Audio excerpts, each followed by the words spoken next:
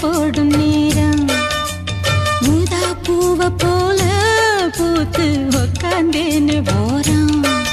அது எப்படி எப்படி சமஞ்சது எப்படி? சக்கரவள்ளி கிழங்கு மாமா சமஞ்சது இப்படி.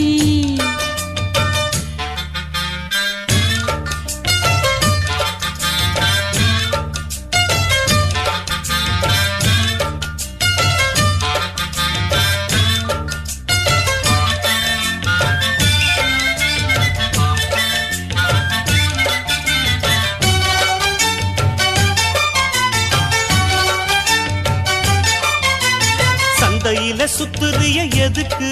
நீயும் சொல்லு விட்டு பார்த்துடணும் அதுக்காக. சில்லறைய கேக்குறிய எதுக்கு? கடன் சொல்லி விட்டு போயிடு